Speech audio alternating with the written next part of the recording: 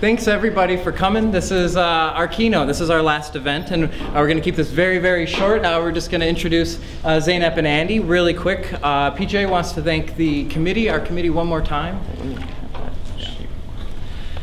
All right, yeah, real quick, I think it's important. I just want to thank everybody by name, because we had a huge amount of help from the other grad students who are on our committee with us. I want to thank our treasurer, Tyler Crabb, who's over there, Dave Strohecker, who did the food and was our secretary in our meetings. He's getting ready to set up pizza right now. He's coming after Dan Green, who helped us with like 5,000 things. I don't even know what we should call him, but he did a lot of publicity. Same with Bill Yagatich, who did a bunch of publicity and set up our great gallery in there.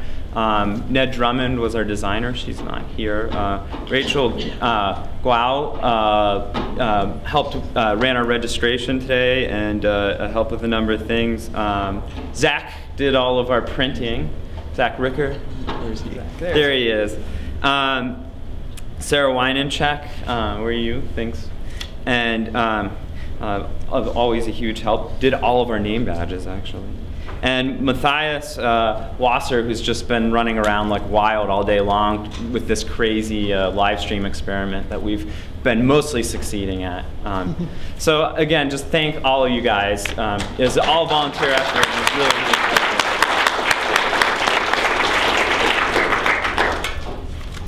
All right, just hit a couple quick notes. Yeah, so the live stream experiment, we weren't sure whether that was going to work, and that was really successful. We actually had a lot of times more people participating and watching via live stream than in the building. So that was really, really cool. And thanks everybody for being so active and friendly and smart on the Twitter back channel. Head is dizzy trying to keep up with that Twitter back channel. You guys did a really, really great job. In fact, we were trending in Washington, D.C. today. We were the #2 trending topic at one point in D.C.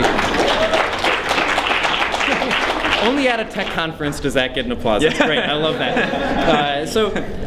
Because a couple really quick things. After this, there's going to be we have pizza, and we encourage everybody to move into the gallery. We have a DJ. It's going to be fun. We can hang out and socialize a little bit. Even though I imagine everybody's as tired as we are right now. And another thing to keep in mind: if you presented a paper, again, look for the call for the Future Internet Special Edition that we're curating in conjunction with this conference.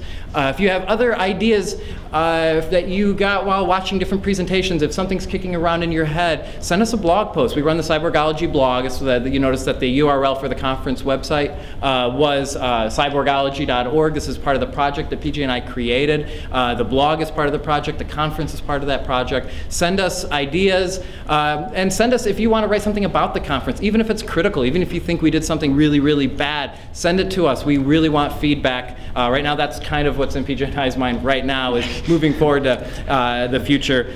Please give us feedback. We're new doing this. 2 years in, though, I think this was very successful. So I guess with that, I would like to begin introducing our panel very quickly. I'm going to introduce Andy Carvin, and I don't want to spend too much time on that, because we're going to spend the whole time getting to know Andy Carvin. Zeynep's going to be asking him lots of very interesting questions, and that's how we'll get to know him. But just a very little bit of background, and I sold this a little bit in the opening remarks. So Andy Carvin, he works for NPR. He is actually doing the things that we're theorizing, right? And so one of the things in I think a lot of our minds is what is Andy Carvin? Who is Andy Carvin? What do we call him? On his Twitter handle, we see his official designation as a strategist. What's a strategist? And maybe he'll talk a little bit about what that title means. But is he a journalist? And what type of journalism is happening? So people, if you know Andy Carvin, you know that he curates thousands of tweets that are coming from areas. Tunisia would be where you got your start doing this. But as the revolutions are occurring and as social media content is being produced produced from the ground up. You have somebody at NPR curating that into a feed, curating that into a newsroom. At A. Carvin is a newsroom. And I think we have an entirely new journalistic model to think about, to theorize. And so Zeynep's going to help us with that. So I'll let PJ introduce Zeynep. Okay, so I think, in all honesty, probably everybody here, or most people here, already know Zeynep, so it's a little silly for me to say too many things. But you know, Zeynep, you know, for me personally, she's been a mentor. She left she's actually lived in the College Park area when I first moved here, and now has left DC for University of North Carolina at Chapel Hill, where she's taken a great position in their iSchool, right? You know, but I think what we all know Zeynep best for is just her ability to sort of be a public intellectual, to cross the boundaries between sort of academic, you know, discourse, and to be, you know, a legitimate academic doing, you know, all of the rigorous research that's expected, and you know, being able to sort of to publish in journals and play that game, while also simultaneously being very much an engaged media figure. You know, like I'd said earlier, more than one occasion I've walked to my radio in the morning and turned it on and have been like, I know that voice, that's Zeynep. Like, you know, because I missed the beginning of the interview, and you know, you know, so Zeynep's had great success, I think, recently, you know, and has done a lot to I think, draw our attention, you know, not just as academics, but I think popular attention to a lot of important issues, particularly with respect to social media and the Arab Spring and other social movements. And also, you know, I want to point out that Zeynep has a wonderful blog.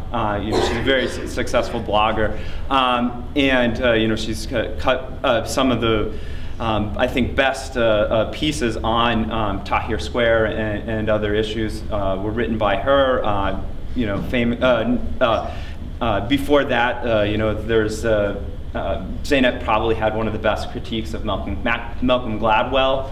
You know, I know we all probably read that. So again, without further ado, I don't want to dwell too much, but you know, I think we're all glad to have Zeynep here again. She was with us at TtW 2011, and we're glad to have her back now. And this is the only two keynotes whose Twitter streams won't slow down at all during their keynote speech.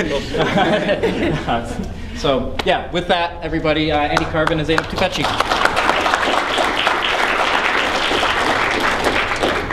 That was too fine. Well, thank you guys so much for organizing this 2 years in a row. I mean, I know you thanked other people, but it's an enormous amount of work. So I think we all just want to thank you two as well for all the work you guys have done. It's just been amazing how well this has come together.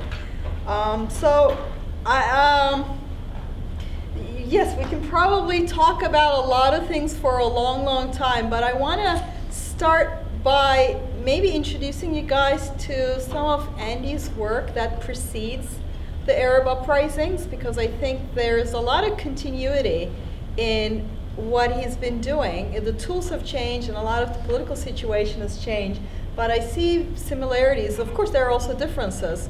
So why don't you start telling us a little bit about, I think the thing, I'm not exactly sure when I met you. I've known you at least for a decade, but I'm not really sure exactly when we crossed paths.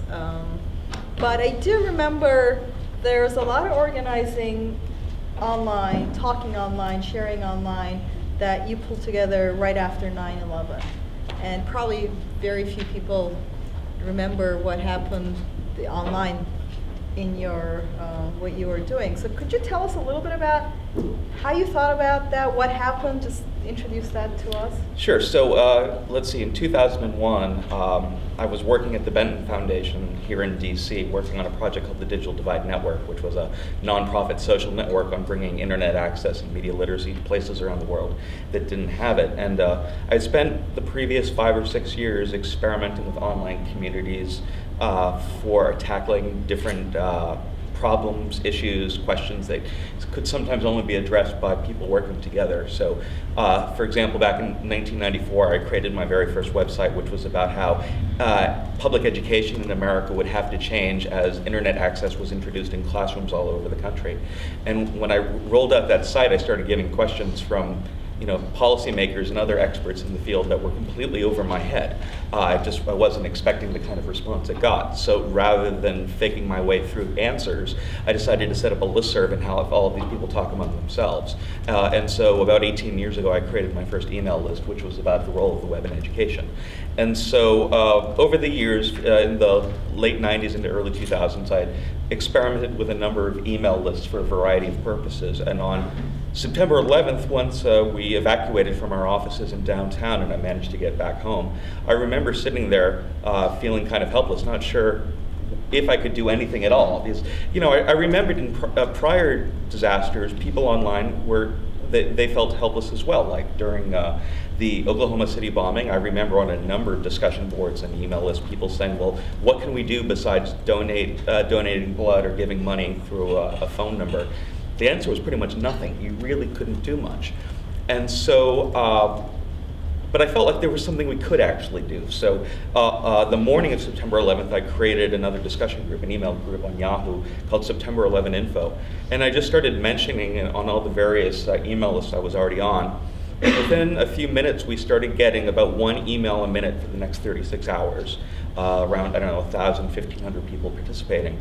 And so in some ways it actually it worked as a crude form of Twitter in terms of a bunch of people following each other, wanting to talk as quickly as possible and figure out what was happening. And we didn't have much accurate info in those first couple of hours, and so people were commenting on things they'd see in the news, like there were reports that the State Department had been bombed, and my apartment in DC, I had a straight shot view from my balcony to the State Department, and so when people started talking about it, I could write back and say, I don't see anything. There's nothing going on down there.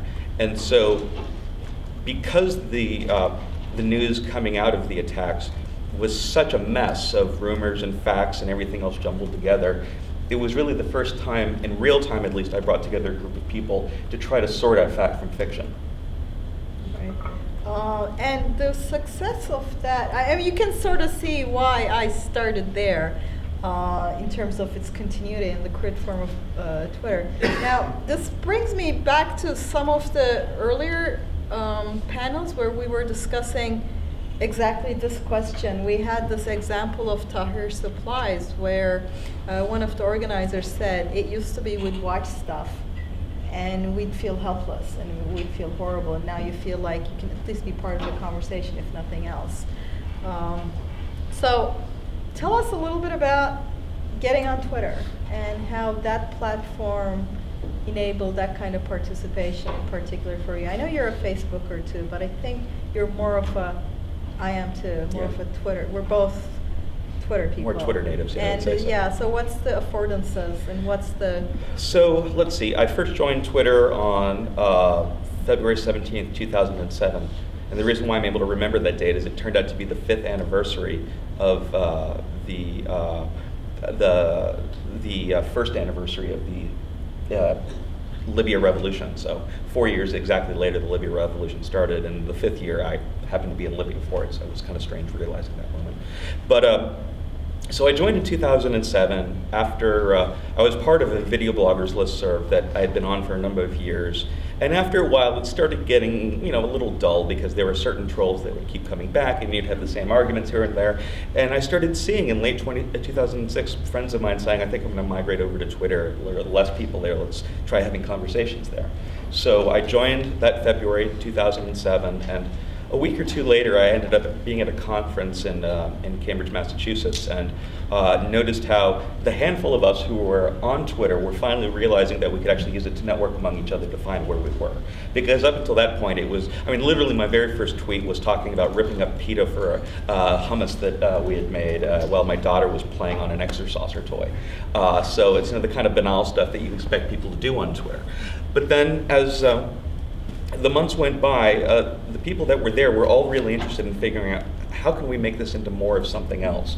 Like I started asking how Twitter could be used in response to natural disasters. Like, could we create some kind of tagging scheme so people could use Twitter to say, we need X numbers of units of saline at a particular location, and have that a way of spreading the word, because Twitter at that point was really emphasizing text messaging. And since texting is one of the few infrastructures that often is left standing after a major disaster, we thought it would be an interesting way to experiment with that. But it wasn't until late 2007 when reports came in that Benazir Bhutto had been attacked. And I remember at that time I was sitting in an airport in Denver trying to wait for a snowstorm to pass so I could get home. And I was looking at my phone, watching these reports coming in. And a number of us just jumped in on the conversation trying to figure out what was happening here. And after an hour or so of this, we were able to piece together that the assassination attempt had been successful, that there was a bombing rather than her being shot, and a few other things that were being bandied about at that time. And it really struck me at that point that Twitter had the potential of being used during a breaking news situation with people scattered in different places, whether they're eyewitnesses or subject matter experts. They could come together in real time and possibly addressing these news issues as they came out. Right. So again, this takes me back to just the previous panel where well, her Twitter handle is DigiWonk. I had this great talk. Hey there. See, I know people by their Twitter handles. We had this all day. It would be like, oh, you're, so we should really totally have the handles on the badges too. So she had this great way of conceptualizing how mediums have affordances, constraints, and conventions, right?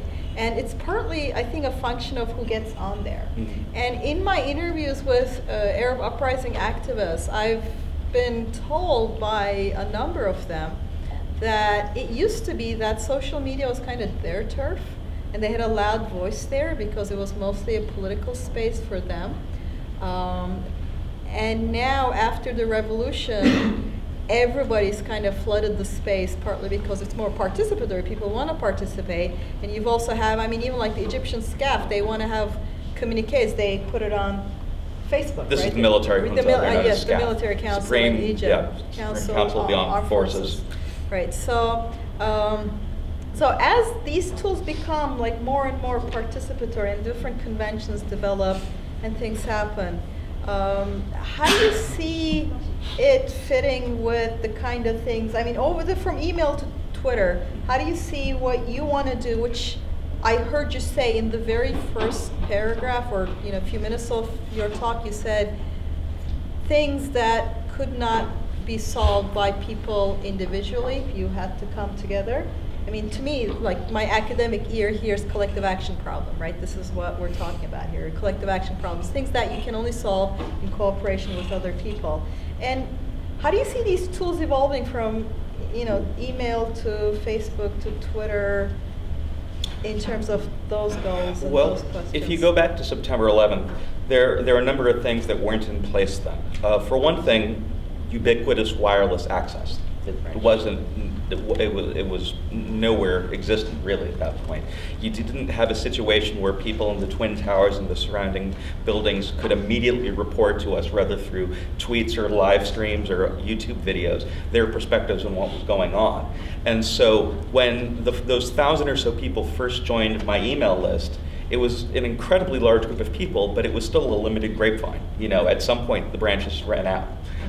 Whereas on Twitter, even if I've only got 1,000 people following me, if there's something that none of us can solve or someone else thinks they know the answer to, it's so easy to bring them into the conversation because you're not asking them to subscribe to a discussion list, confirm your subscription, unsubscribe when you're sick of the conversations anymore.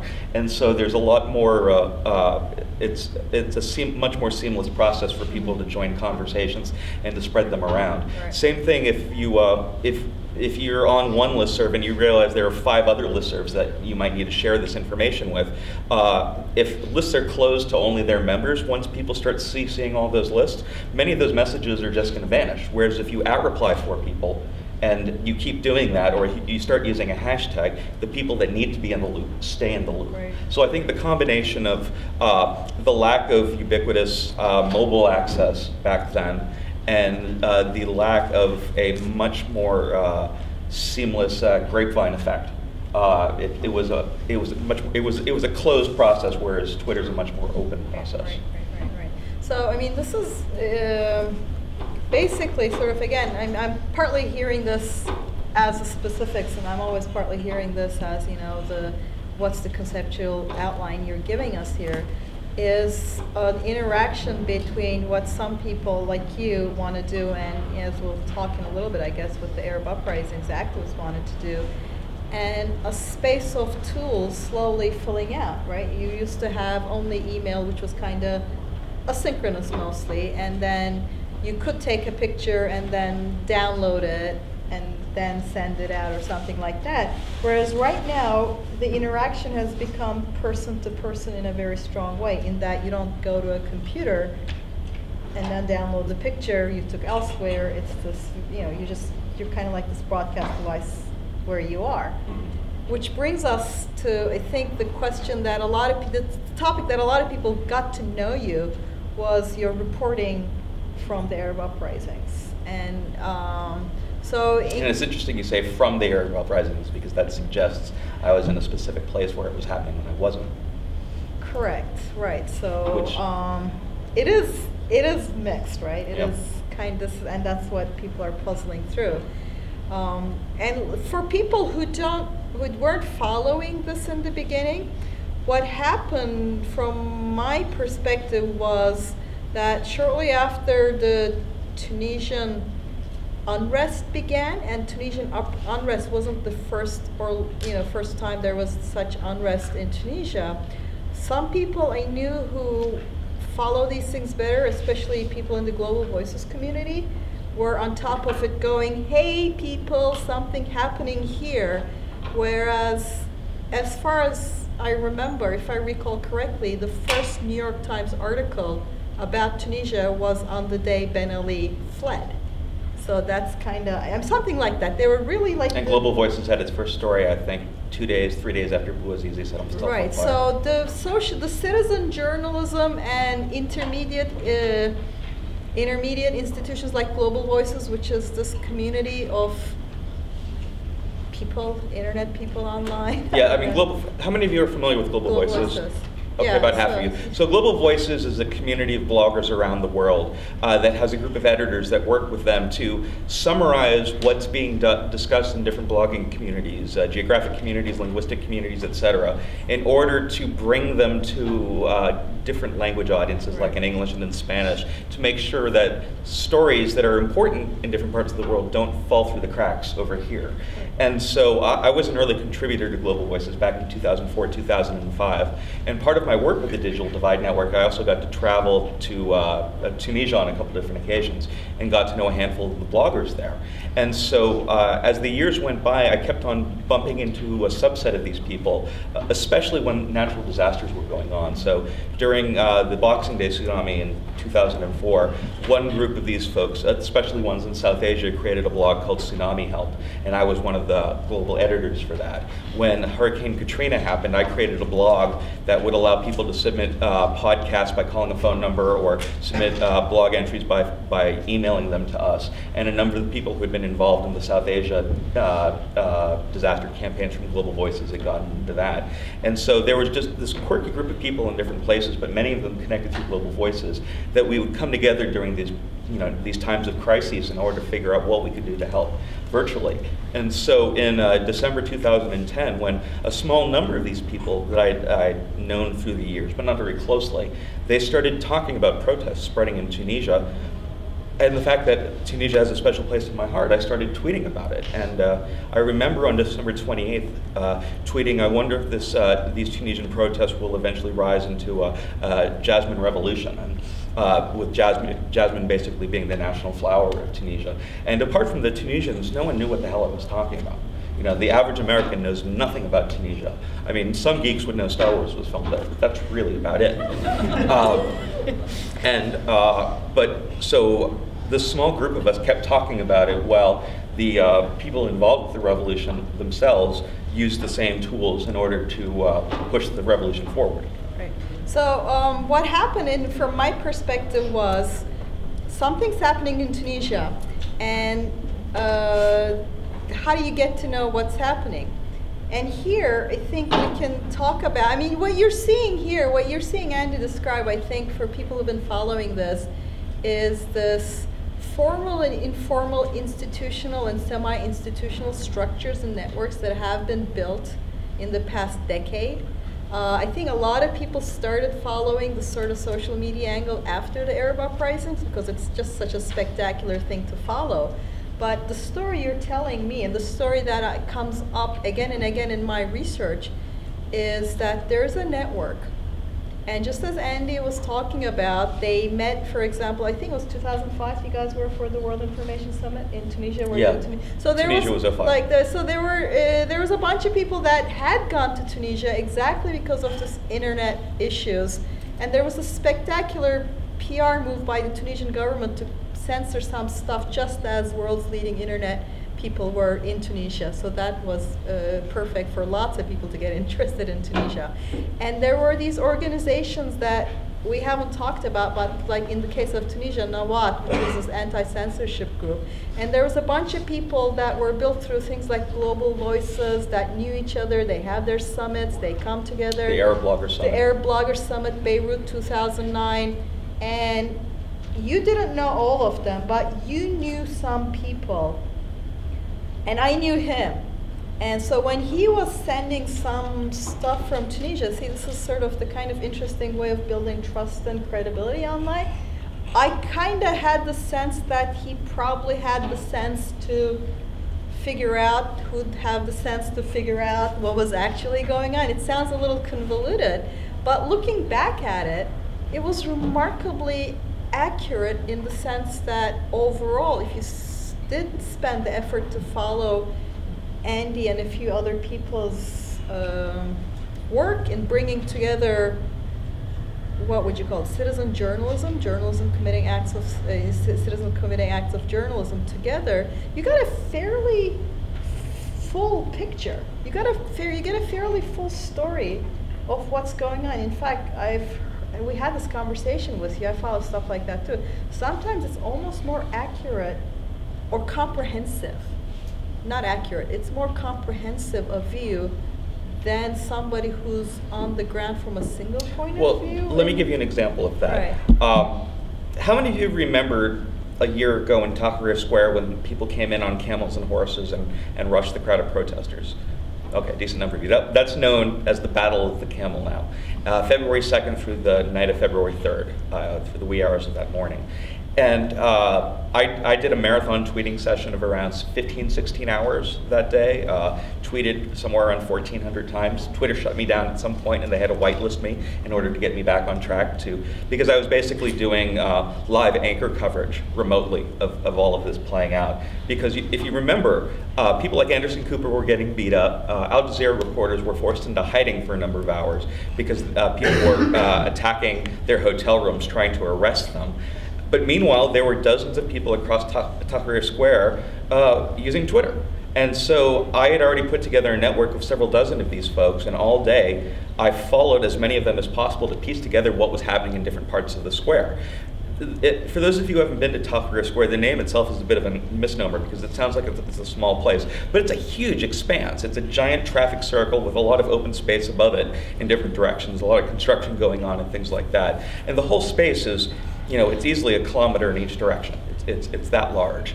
So when people would tweet saying that I'm over by the Cairo Museum, or I'm near the Qasr al-Nil Bridge, or I'm by the field hospital, to me that would immediately trigger in my head what was going on where.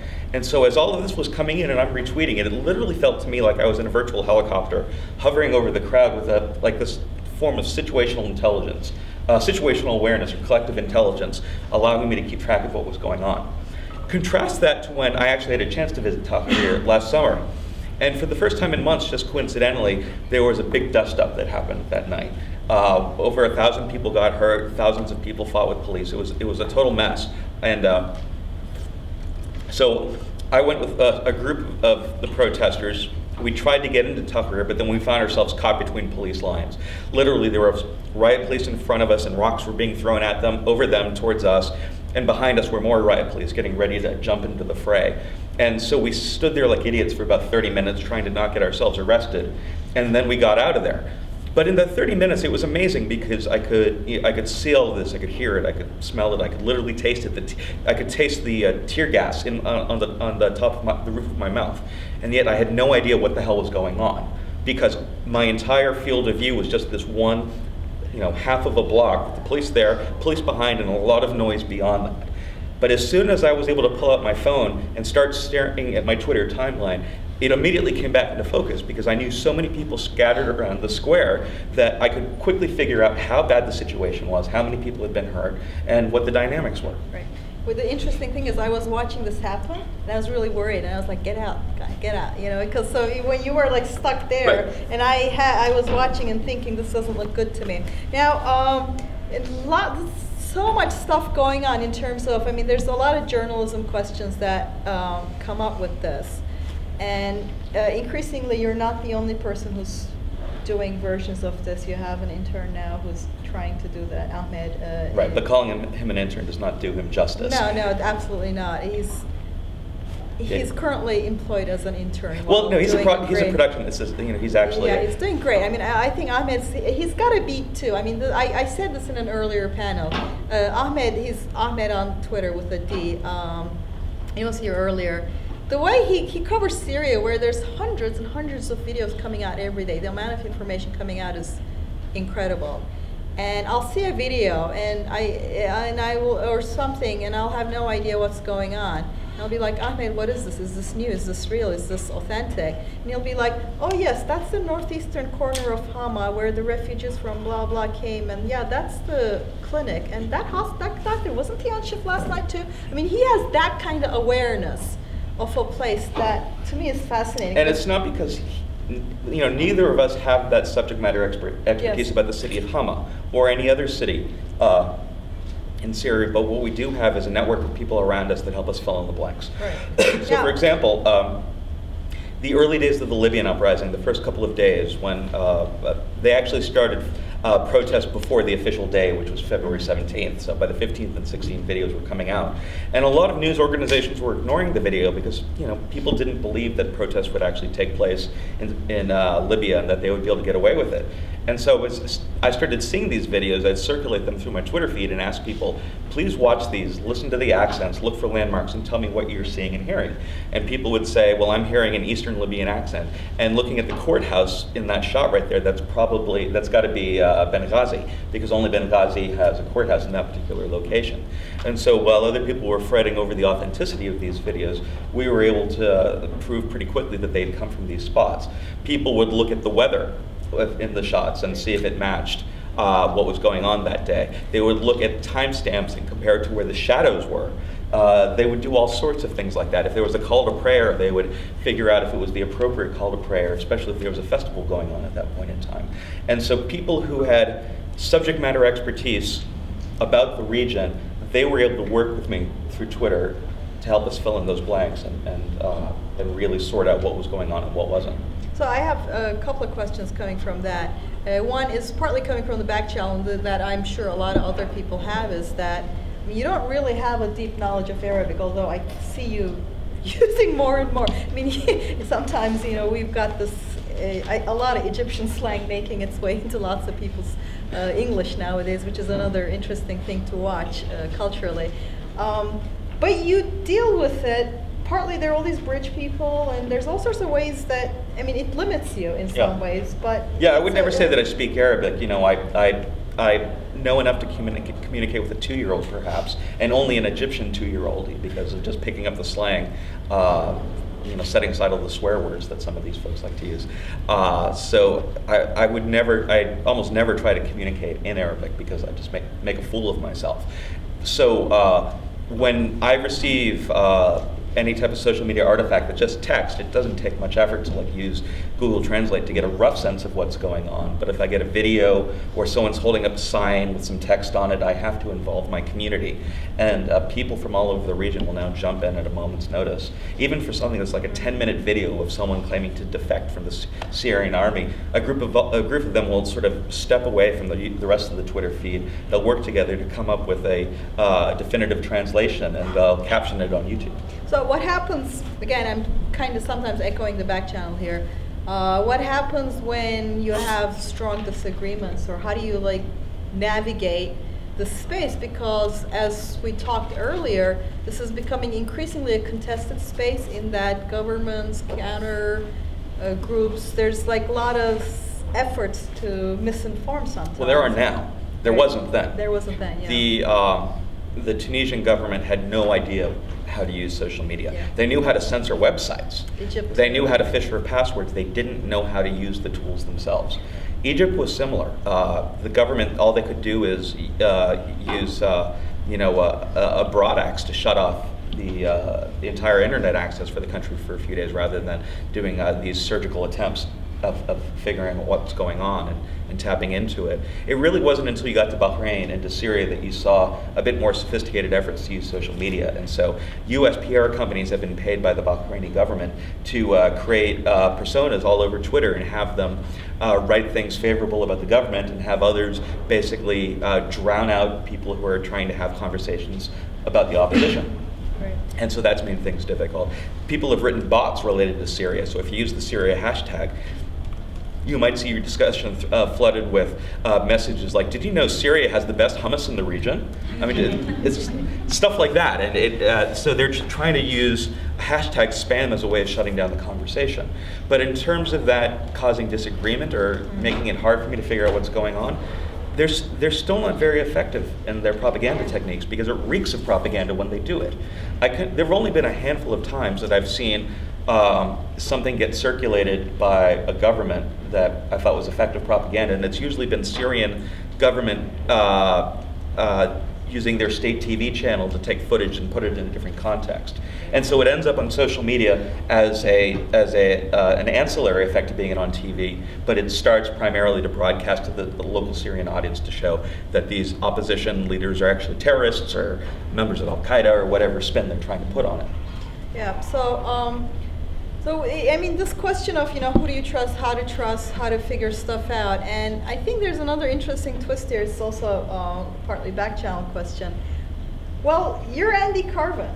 You're an NPR person, but So you're what? also Andy Carvin, right? But Yeah. I mean, it's like if Andy Carvin left and NPR said, okay, this is our new Andy Carvin, it would be this weird thing. It's partly now personally you. But I don't think it was because of NPR, No. because when I came to NPR, I came as Andy Carvin of Digital Divide Network. Correct, And correct. the various other networks I had been a part of, or the former Global Voices guy. And so the networks that I was a member of there's an evolution of it that you can literally track over a 15, 18-year period. And so NPR certainly gave me a bit more cachet for some people, and also gave me literally a bigger microphone when I had opportunities to go on air. But on the whole, I don't think the majority of people who started following me on Twitter through the early parts of the Arab Spring, at least, and any time before that, did it because I was an NPR person. That's absolutely my question. So is this it's partly a kind of disintermediation. It's partly having trust shift to a person. Right. Not necessarily an institution. Well, I think on Twitter, institutional tweeting often does not work very well. Right. It often comes across as monolithic, impersonal, inauthentic. Some are able to do it, but I think much more generally speaking, people are much more able to relate to other people. And so it's one of the reasons why my Twitter account is A Carvin and not NPR A Carvin or A Carvin NPR. I think even adding a little bit of branding to it takes away just a little bit of that authenticity that I'm trying to achieve. I'm still just me. I'm not putting on a special media personality hat or anything when I'm on Twitter. I just feel like I'm in the same back channel that I would sit in at conferences being snarky about other people. So it's just an extension of that. I don't feel like I've somehow changed in any way. It's just that more people have come to Twitter and are interested in different things, and I fit into some of those networks. Right. So the other thing that comes through for me is like it's more of, I mean, part of watching you do this and watching other people do this and being involved in this is a shift from what I would consider like a product journalism to a more process journalism. Absolutely. You get to see how sausage is made, so to speak.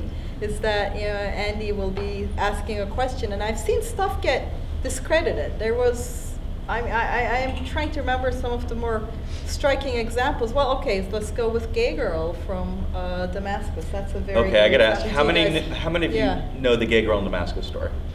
Okay. Okay, that's a pretty good example. So, Okay. just sort of for the brief, the few people, it was a person claiming to be a out gay dissident blogger, blogging from Damascus. Who had been online for 6 years. Who had been online for 6 years, and all these spectacular things were supposedly happening to her. And it ended up with her being kidnapped. Now I should put the ironic quotes around all the hers there, because it turns out that she actually was, she was a grad student, married guy in Scotland. A guy, yeah, right. named So, Tom McMasters. Tom McMasters. Now, it was a spectacular thing, and a lot of people at the time said, look, you can't trust anything on social media. Now, to me, it was actually what it showed was lots of different things, but not that. It showed the opposite of that. It showed, actually. absolutely, because the reason a lot of people got taken in my experience, was that Guardian published an interview with her with a Damascus byline, without indicating that it was only email interview. I mean, if a traditional newspaper publishes an interview with a byline that's from the same place, I tend to think it's a in-person interview. It even said that it was an in-person interview. Yeah, it was just this very misleading thing. And the people who figured it out were, among others, Andy and also a couple of people. Liz Henry, the folks at Electronic Intifada. Electronic Intifada. And Liz Henry, she has a lot of experience blogging in feminist spaces and various lesbian spaces too. And Electronic Intifada talks a lot about Palestinian issues. So both of these groups have a lot of experience dealing with this fake persona. So they had certain kinds of skills that Liz Henry's coinage is, she has a sock dar, like sock puppets on the internet. She can really see their behavior. And I think you have the same thing, that you develop this very particular skill, which is a journalistic skill, is that you starting to feel what's a made-up persona. So can you talk a little bit about how you deal with that? Because I think a lot, that's just something people don't understand. They think that you know, somebody sets up a Twitter account and says, I'm in Libya and this is happening, and you just go, oh, let me retweet you. And I mean, I think this is like a caricature, but I'm not kidding when I say people have this view of what it means to be a social media based, kind of using social media as a tool. What is the sort of process by which this actually gets done? For me, I think one of the most important things I do on Twitter is offer a form of freely available media literacy training that is completely disorganized and happens at random, but nonetheless has to happen in order for the work to get done.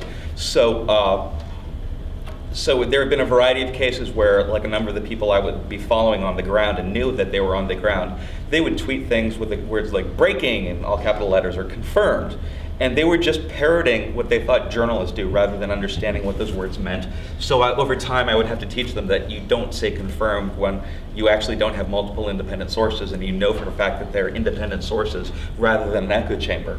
And so one of the reasons why I think we were able to sniff out Gay Girl very easily is that there's a subset of my Twitter followers who've become very skeptical about what they see coming through. And as the story was breaking that she had been quote unquote kidnapped, several of my Syrian contacts would direct message me on Twitter and said, I just want to let you know that I'm part of the gay community here in Damascus and I've never met her.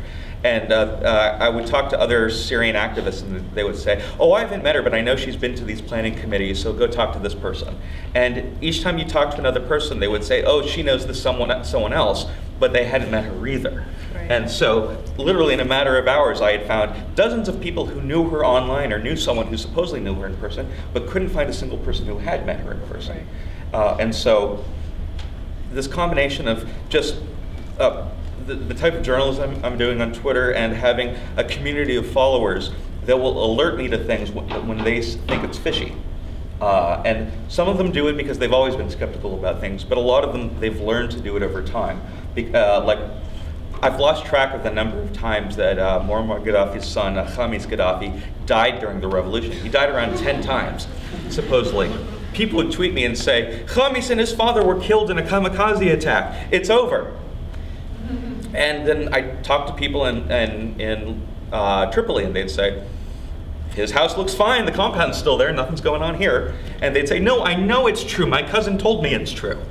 And sometimes Reuters would then pick it up and people would circulate it, and they would see. So in so many cases you have rumors that would die their own deaths naturally if mainstream media didn't ultimately spread them around. And so even though Twitter gets often accused as being this grapevine for rumor, I mean, you know, I don't think the media should necessarily be casting that particular stone, since there have been so many occasions where there's actually been a vicious cycle between them that causes things to spread. Right. So,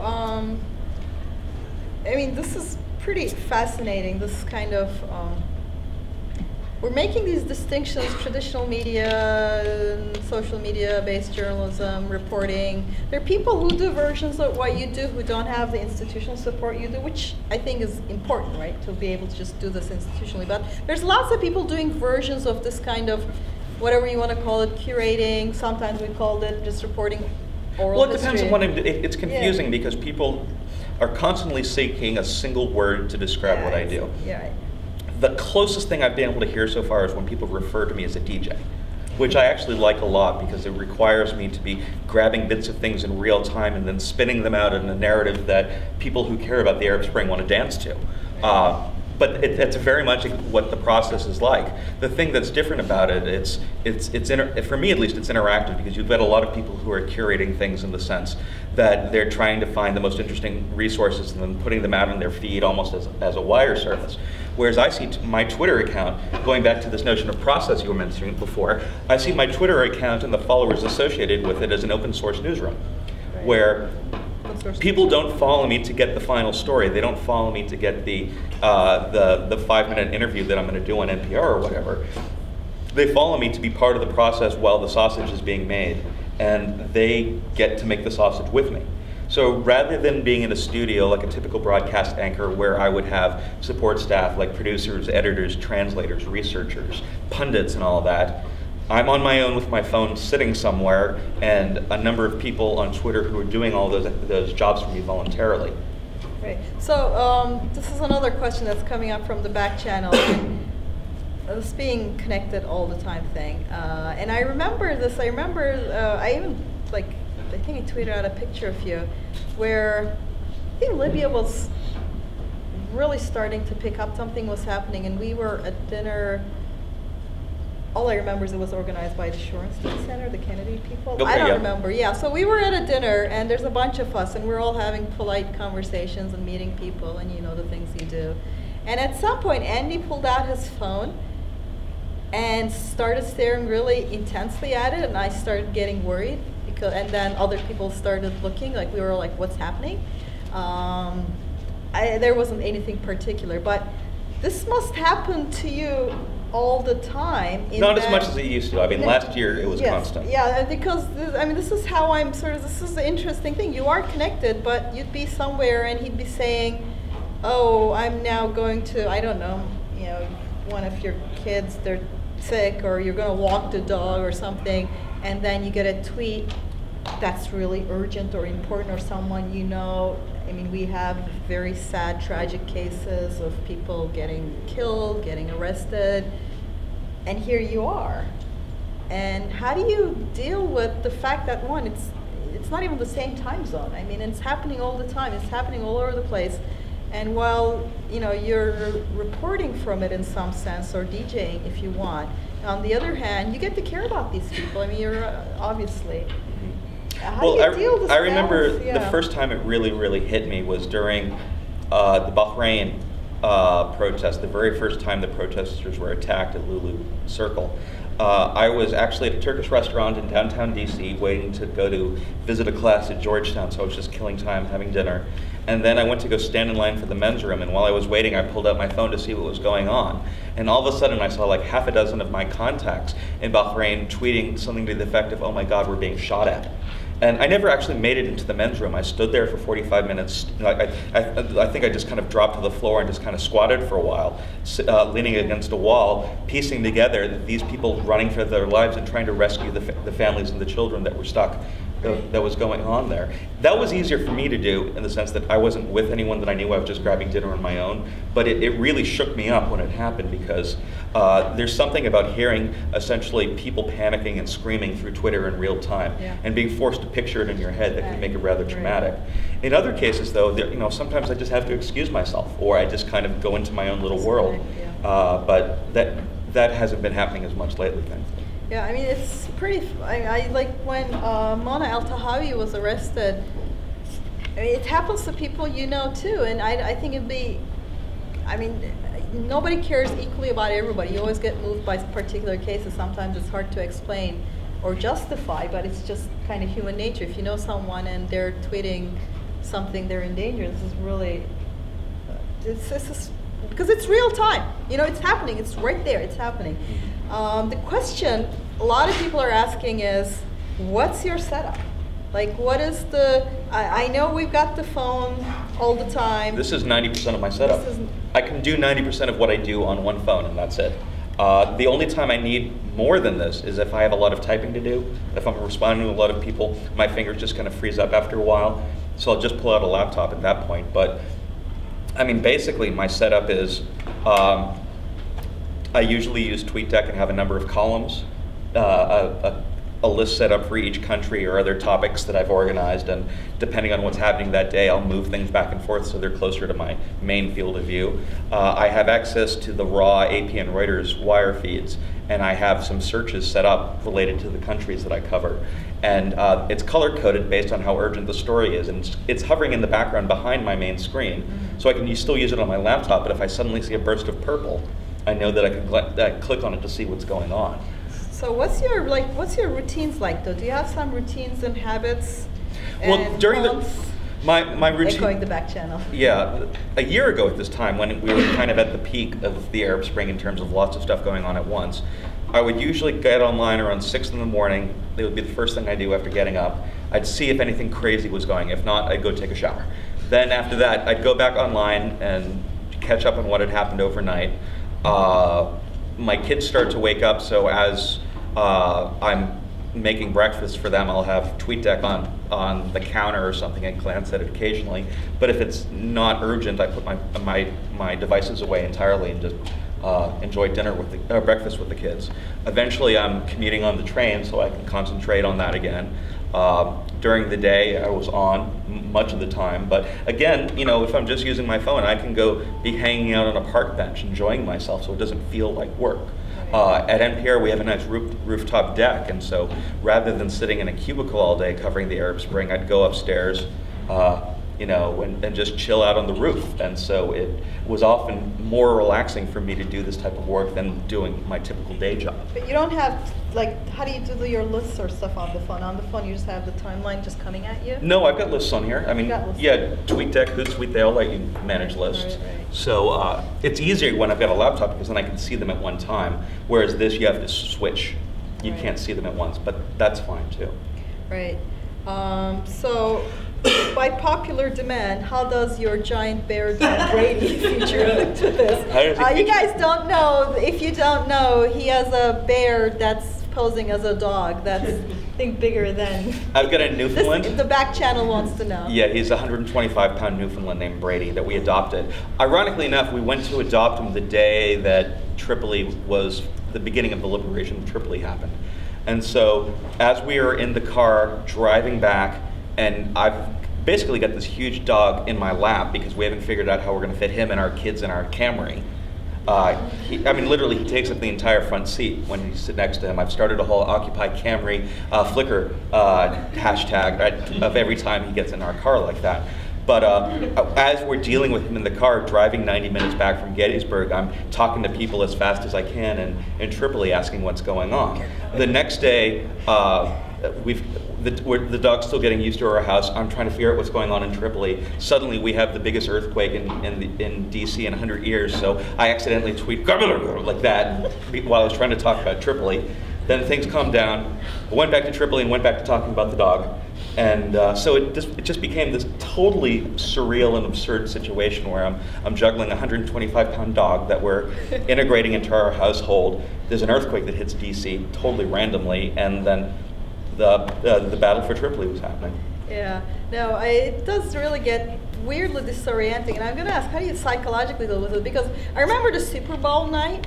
We were joking about this, and I'm not kidding. My Twitter feed was about 1/3 advertisements on the Super Bowl or something about it, about 1/3 Syrians being shelled, real time, and about 1/3 Egyptians being shot at. And this is all happening at the same time. Yeah. So there's this really... Yeah, I mean, I'm a Patriots fan, and I didn't pay attention to the game.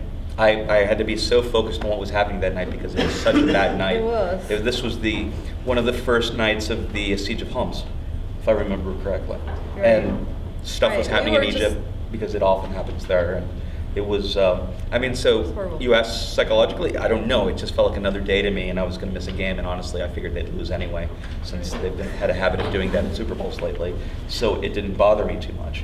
And the bigger issue is when there's a situation going on somewhere and there are people I know in the line of fire. And that's what gets distressing, because I've already known several people who've been killed over the last year. The first one was a guy named Mohammed Nabous, who was the first guy to live stream out of Libya when the revolution started. And he basically would anchor a channel, talking to people on the phone all over the country, gathering the latest information.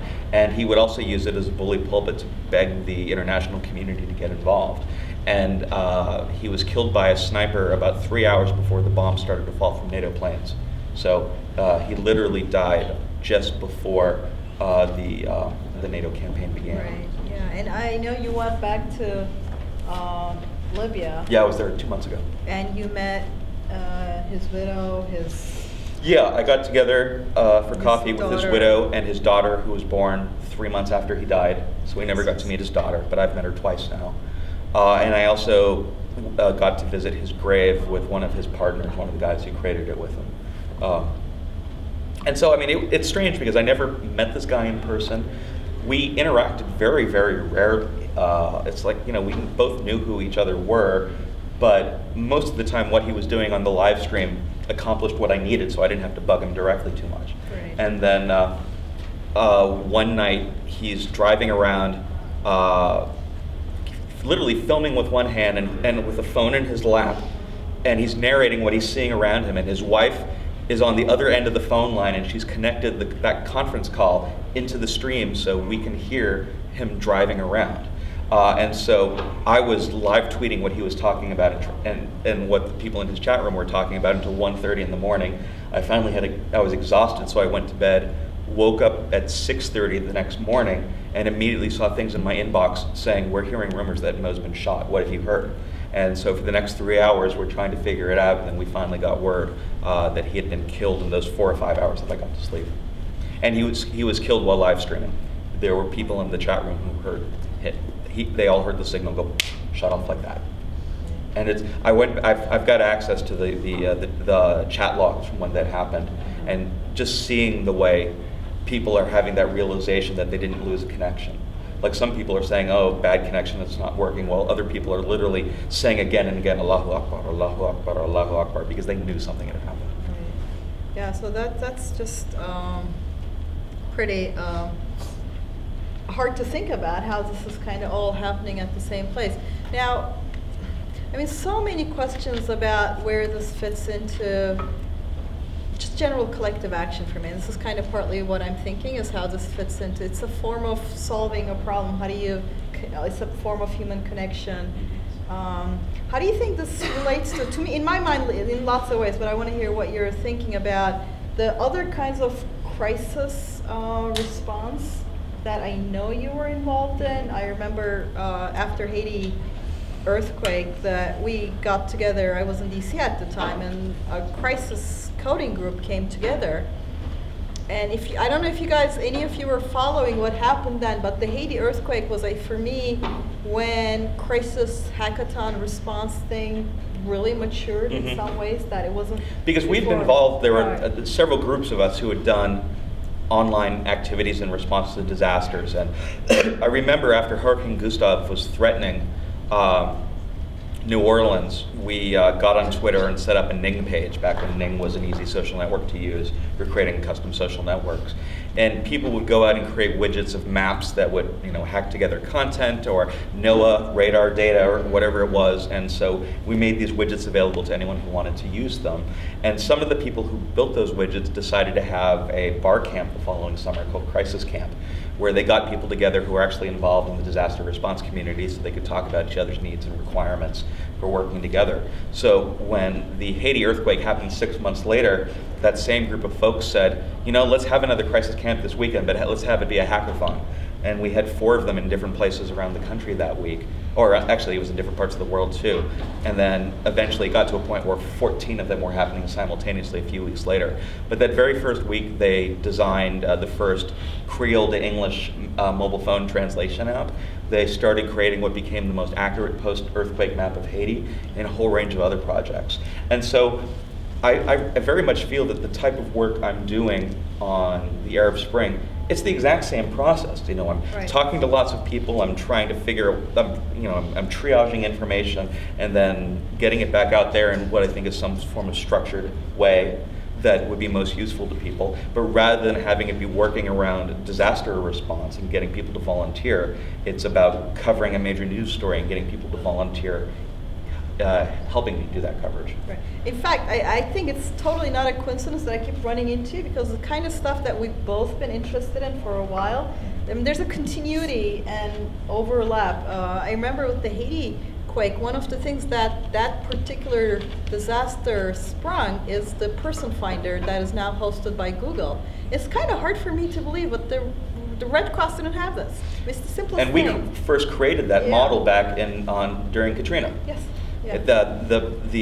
The person finder that Google now makes available after every disaster, when Katrina happened, people were reporting information about missing persons all over the place on blogs, bulletin boards, etc. And it took like 4 days for the Red Cross to set up its own database, so by then it was kind of too late. And so a group of volunteers went out and tried to capture all this data and structure it so it could be passed off to the Red Cross. And so when Haiti happened, and I was on a discussion group with a number of people trying to figure out how we might tackle this issue, I reminded them that we'd done this once before during Katrina. And as it turns out, one of the people who was part of that group was the person who basically documented the schema that was used. And so they were able to jump in and actually make a widget out of it this time. Right. So within 48 hours of the Haiti earthquake happening, they had a widget that could be posited anywhere on the internet where people could either search for missing people or report missing people. And from that point onward, like the Chile earthquake, which happened a few months later, they could deploy that within an hour. Right. So, and yeah, with Chile, it was right there. With the Turkey Van quake, it was there like that. So this is fascinating to watch too, because these are tools that are built, personal initiative, hackathons, techie people come together with crisis people, and I've seen similar stuff. Earlier panel had the Tahrir Supplies example. I mean, I've seen lots of interesting things like that. Now, one of the questions that, again, is coming up a lot on the back channel, and we've had these discussions too, is since these are, see, this is not a process like gatekeeping, traditional gatekeeping, where somebody looks at the images and decides which ones are okay for you to consume. And in fact, there was presumption talk was in the back channel, which is like production and consumption, saying the people who are being shot at are also producing these videos, and they're not necessarily want to send you the less graphic version. They're like, this is what's happening to us. And a lot of times, well, it's hard to keep watching them on the one hand. On the other hand, this is what's happening. This is sort of the how do you deal with like what to send? How do you decide? I know there's been sometimes there's a backlash saying, why'd you send that? Why'd you not send that? And it's like a no-win either way. Yeah, they've been kind of they've been manufactured backlashes. Like a couple of times, news organizations have written about a controversy around things that I've tweeted, whereas when I tweeted them, there was no controversy.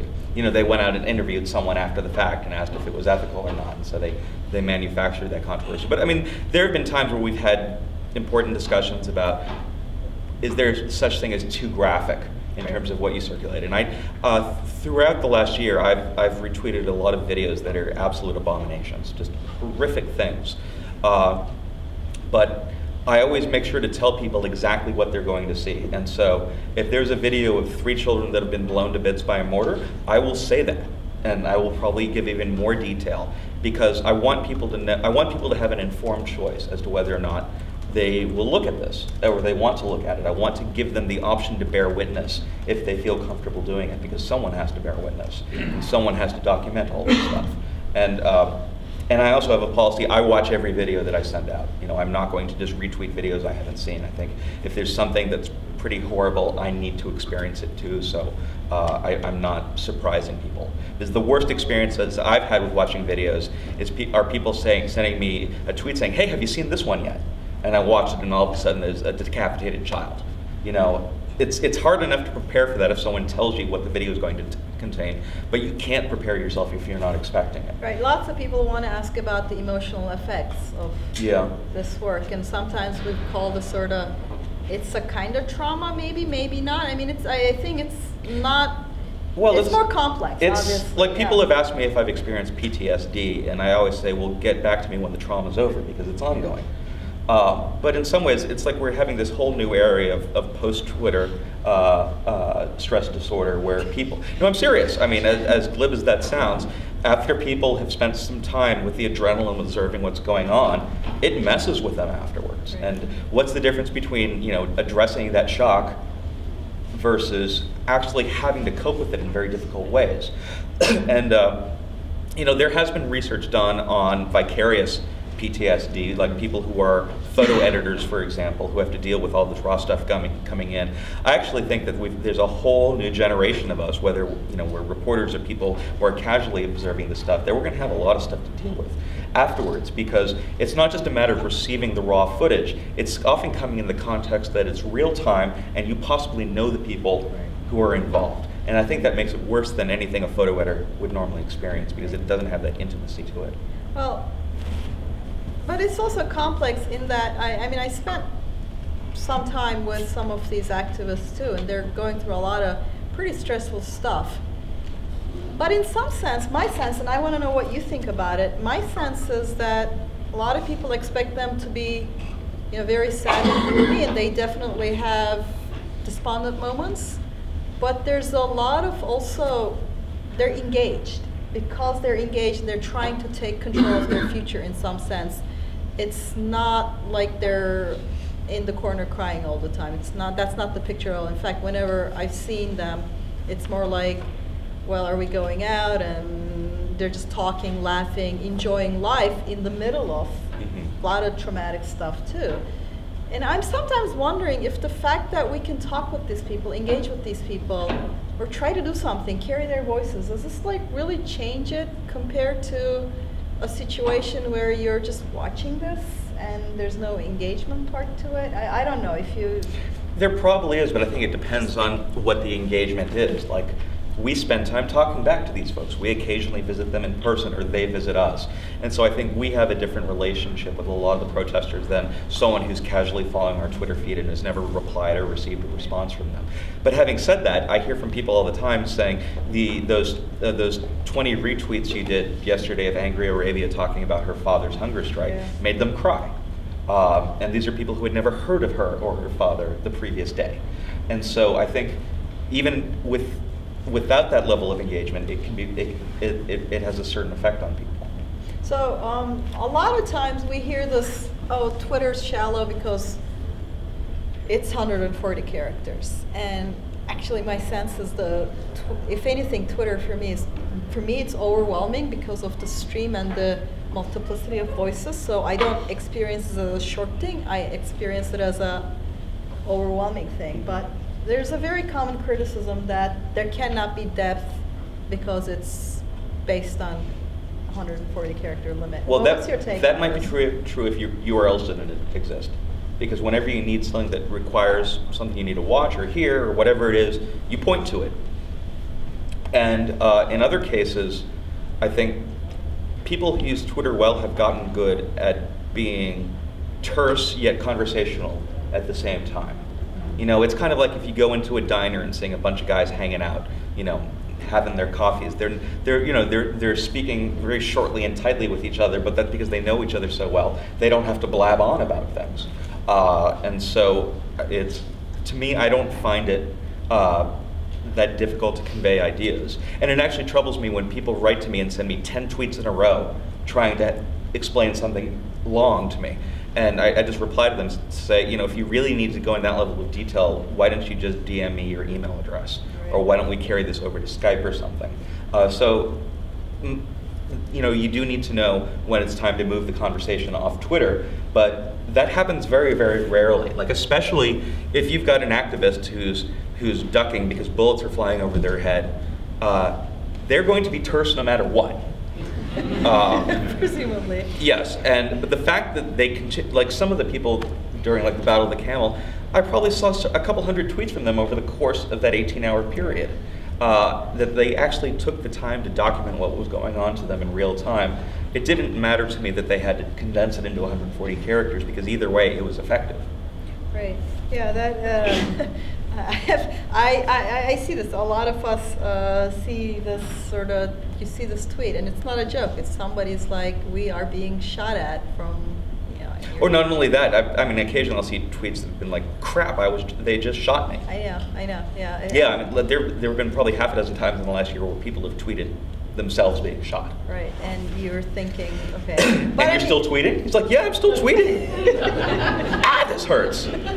Well, it's a good sign if they're still tweeting, right. Probably. Yeah, it's actually more worrisome when people are tweeting and tweeting and tweeting and then nothing. And yeah, no, this is something that during some of the worst crises, I would just have these semi-heart attacks thinking, did she just run out of juice on her cell phone, or did she just die? And I'm not kidding. I had these moments where I'm thinking, is this person just, her phone is? And it became part of the accepted norms among some of the revolutions. Like in Egypt, I think a lot of the protesters are very good at telling us how much battery life they have. Yeah, I've seen this. There's a social norm, and people will like send their last tweet saying almost running out of juice, because otherwise you start going looking for them. Right. This is seriously, this kind of connectivity is so crucial to knowing who's still alive and who's just needs to find a plug.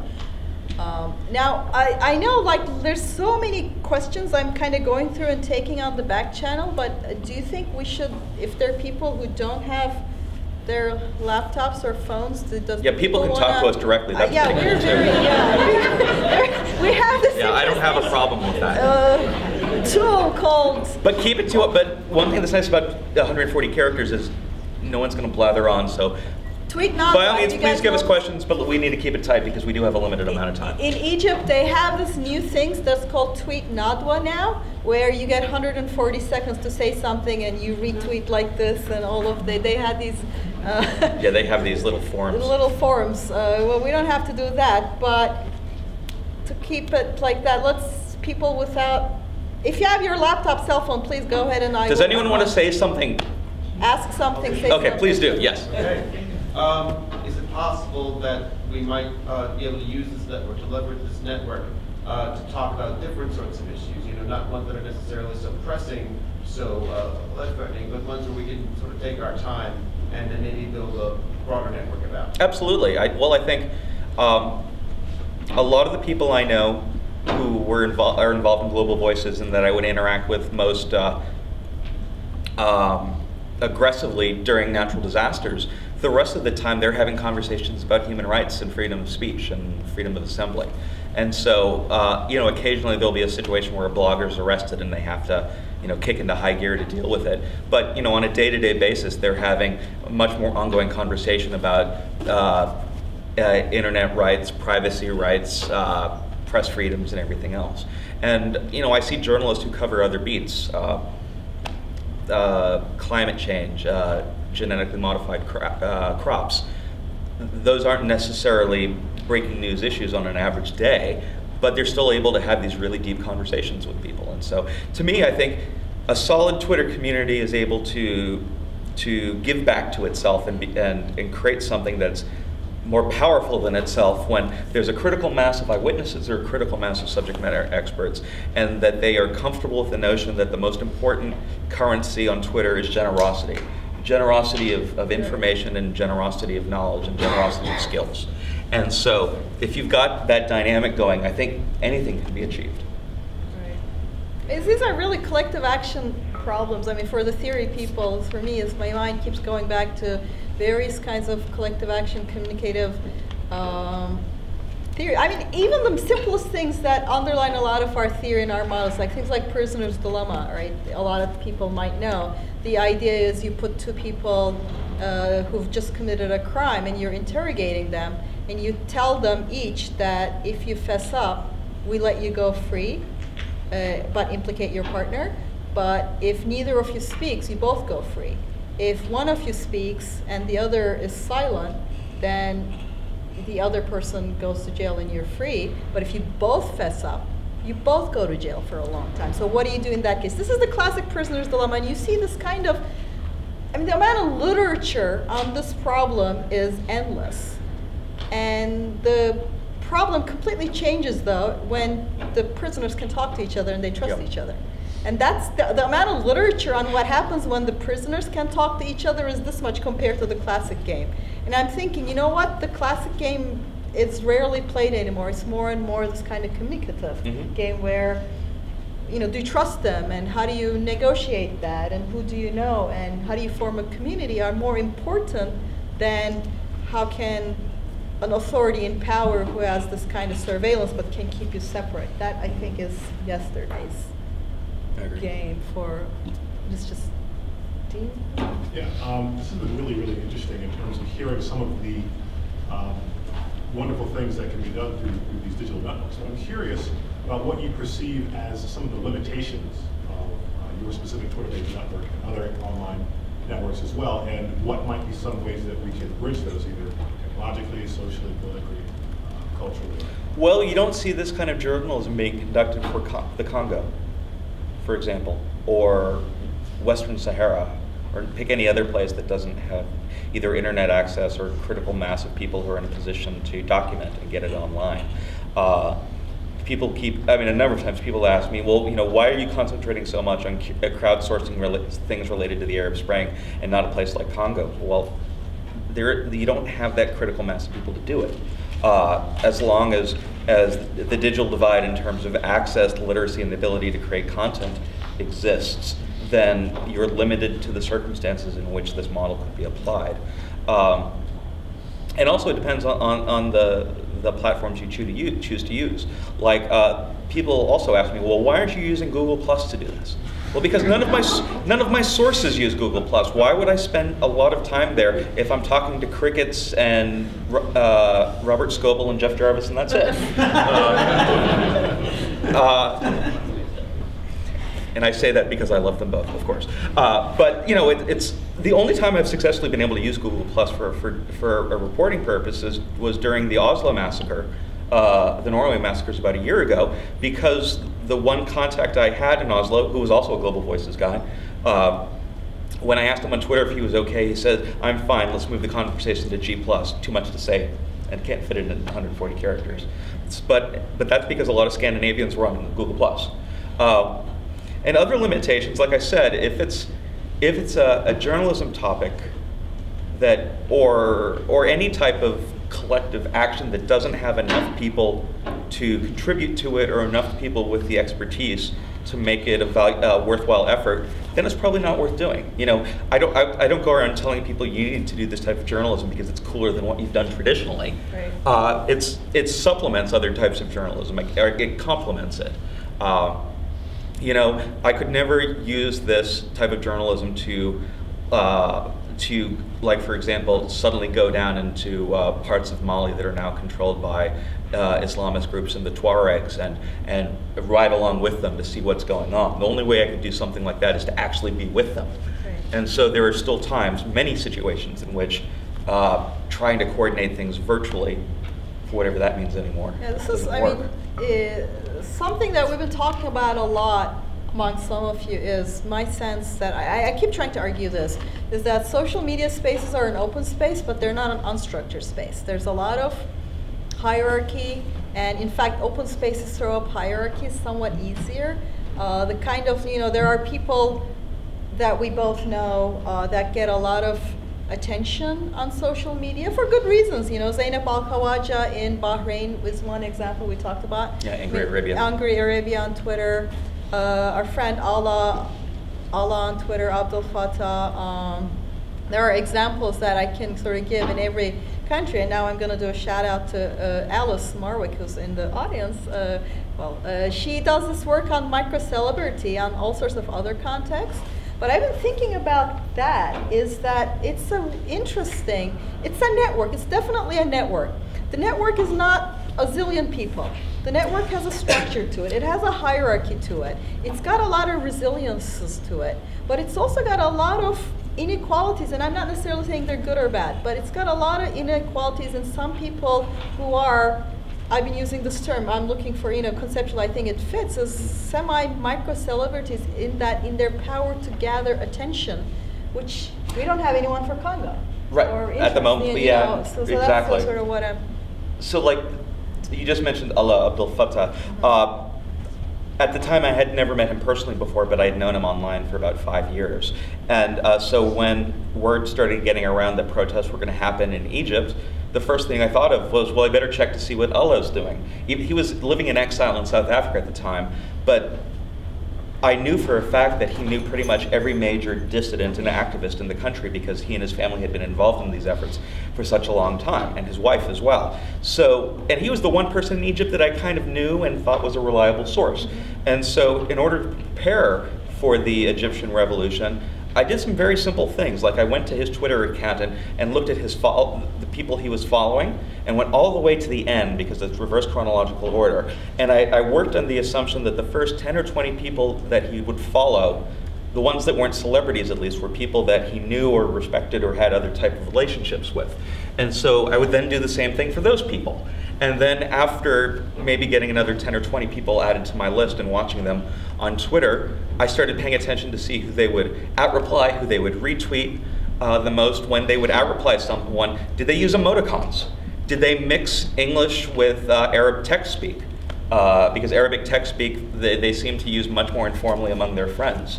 Whereas with strangers, they're going to either communicate purely in Arabic or purely in English, it seems. And so by the time things really kicked into high gear in Egypt, I was probably following 40 or 50 people that ended up turning out to be some of the key players in the revolution, at least as far as the internet was concerned. Right. Yeah, and in fact, this is kind of something that Howard Rheingold is, I think, with a book. He's calling it network literacy. I mean, we do the same thing for academics. Do this too, right? You look at who's citing whom, and you look at which papers cited a lot. And sometimes a lot of cited papers are crap. I shouldn't say that, but it happens. Or a lot of people are misunderstanding, and you look at it and you think, doesn't anybody read the original papers? Everybody's citing somebody else citing this. So there's a lot of verification steps you should take. In fact, I've been on the record, I'm sometimes critical of people using social media to find good research, because sometimes things get echoed, and then a lot of good research that you would actually find with a keyword search gets missed because you're doing a social media search, and social media tends to be a rich gets richer kind of environment, where if somebody is ahead of the game, they tend to attract a lot of attention. And I think part of what a good academic does, and part of what a good journalist does, is kind of fight that sometimes. And instead of just going to the 3 most cited papers, you're like, let me see what's in the space. And similarly, instead of just, I have the same sense of Allah, but you start looking at him and say, well, who's he talking with? Right. And who's he talking with? So you try to follow a chain to reconstruct. Yeah, and what I don't do is use cloud scores or anything like that. Yeah. I find them useless because it's so much based on people being able to establish celebrity in the space, but not necessarily expertise. And when it comes to breaking news, it's often the people who have basically a cloud score of 0 because they're just some random person, like the guy in Abbottabad, Pakistan, who ended up live tweeting the bin Laden raid. You know, he wasn't exactly a known quantity among anyone except his friends, but yet he ended up having a play-by-play.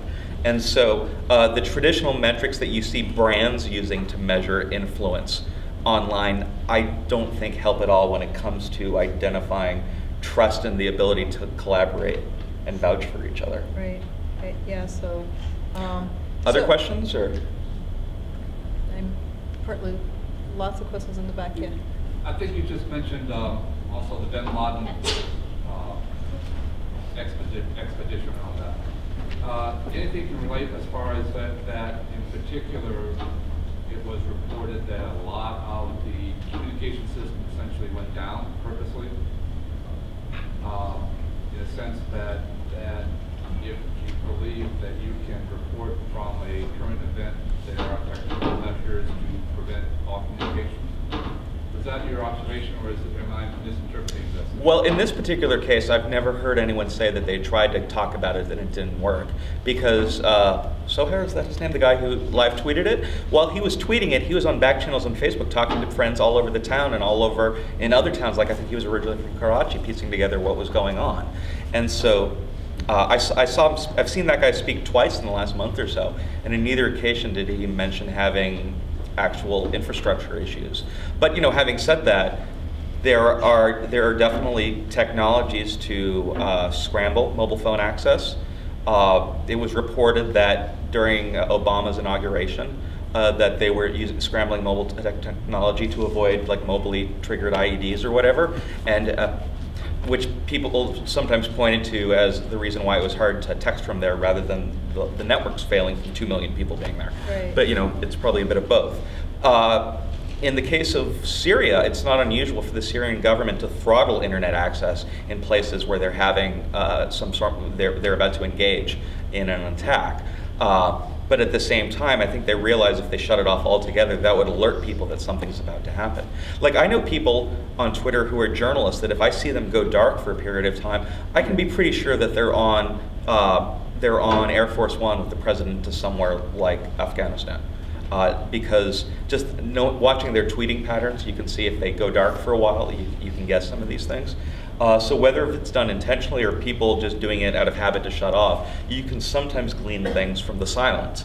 But so far, apart from Syria, I haven't seen many examples of attempts to throttle access in specific contexts. Well, you know, I want to give you a really striking example of getting something from silence. One of the ways that I've read that the U.S. intelligence figured out that the house was bin Laden's was that it had no internet access. It's the day and age. He didn't have internet access because he was trying to hide, but it's the kind of day and age that if you're living in a somewhat well-off neighborhood and if you don't have internet access, that actually marks you more. And no landlines either. No landlines either. That just marks you. Now, the questions. Let me not ask you more. Other questions? Oh. When you were in Libya, did you get a sense of how well Mohammed was known by the people in Libya, or is it more just an international community? In Benghazi, he is probably one of the top 4 or 5 names that comes to mind among people who live there. All over town, you would see pictures of certain martyrs, for example. The first protester to get killed in the city. The guy who packed a bunch of explosives in his car and knocked down the wall to the military barracks and allowed them to take the barracks, the Katiba, as it was called. And you'd see things about Mo. Like I remember I was there on the first anniversary of the revolution and they let us into the courthouse, which is where it all began. And the interior has turned into a shrine for the martyrs. And I turn the corner and the first thing I see is like a 4-foot high poster of Mo's face. And so, you know, he's part of the pantheon now. There's, people will debate who played what roles different people played, but I think in Benghazi, at least, they recognize him as one of the most important people to play a role in those early days. But you don't see that. I didn't see that in Tripoli at all. It's each city has its own subset of heroes. So other questions? Well, I wanted to ask you about, my sense was that Egypt basically faced what you'd call dictator's dilemma at some point, in which that their citizenry was up in arms and organized and coming for the regime. And instead of throttling it, they basically unplugged the internet. Right. Now, at that time, as it was happening, at no time did stuff coming out of Egypt completely cease for me.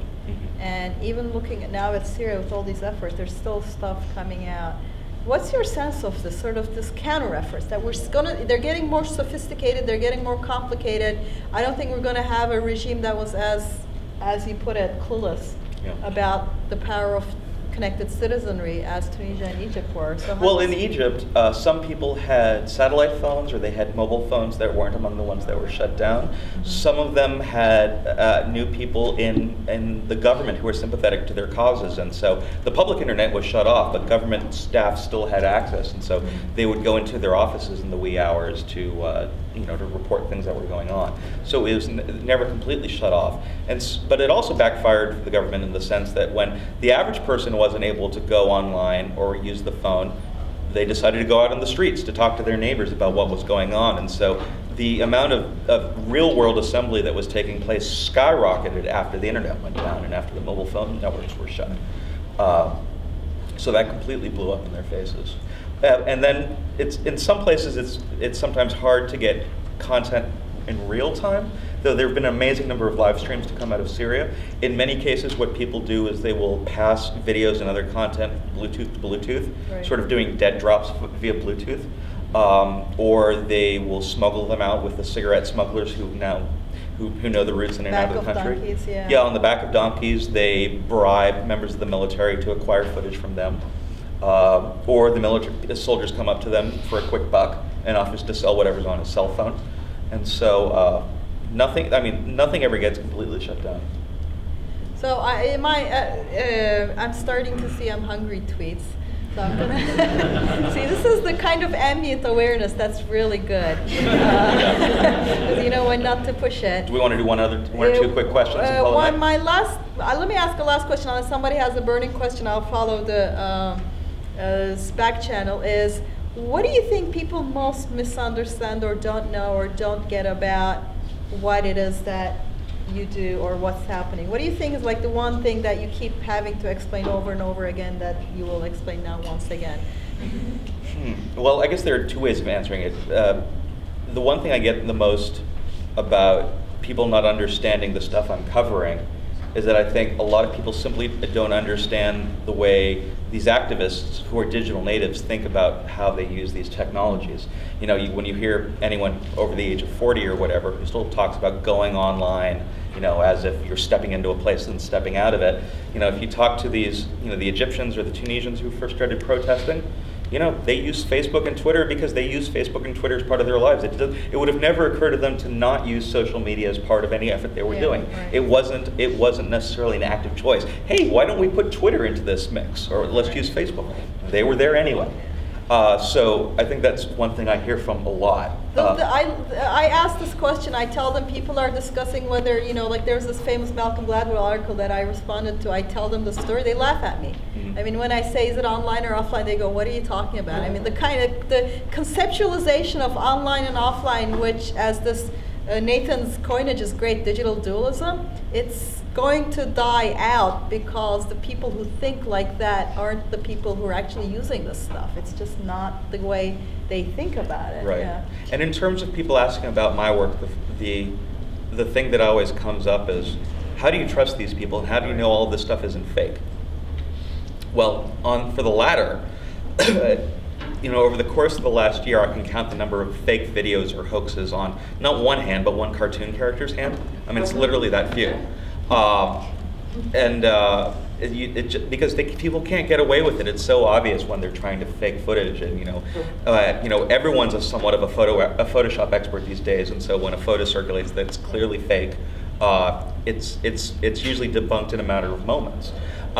In terms of trusting people, well, it's building relationships and always recognizing that these people are sources, but these are also sources with their own interests and agendas. And so while I think there are a number of protests out there who are actually very good citizen journalists, they're also part of their local revolution. And so some people, like I've gotten to know online, the stuff they share is quite accurate because they're committed to documenting what's going on. Whereas there's other people I know to take their stuff with a grain of salt because they're so eager to have their Twitter account boost people's morales or whatever that they end up exaggerating things or passing along information that very likely is not true. And so, but that's just, that's just a skill that reporters and people who are trying to improve their media literacy need to have. You need to be able to sniff out someone who's not going to be reliable and recognize the people who are. Let me respond to back channel. When I think digital natives is this complicated term, and I'm not thinking of, I try not to use it too, but it's not a question of tech savviness necessarily always being with the youth, because there's obviously clear levels of skill. Yeah, but they're it's network more like, natives. It's more like the way these tools are integrated into their everyday lives. It's a generational thing in that regard. I Right, think. that's what it says. They're network natives. They recognize that the way that they interact with others doesn't necessarily have to take one particular vector or another. Right. So in that, I think we're right. We've been offered up 2 minutes unless people really want pizza. Do you want to take a vote? I know we don't, No. because people are going to want Pizza? Pizza it is. So I want to end really by thanking the organizers once again. I know that if you haven't organized a conference, this is an incredible amount of work to pull this together and go so well. And I'm seeing like people with their caffeine, Red Bull, everything, Nathan here. And I'm just wondering when they last slept or not. But it's been great. Thank you guys for joining me.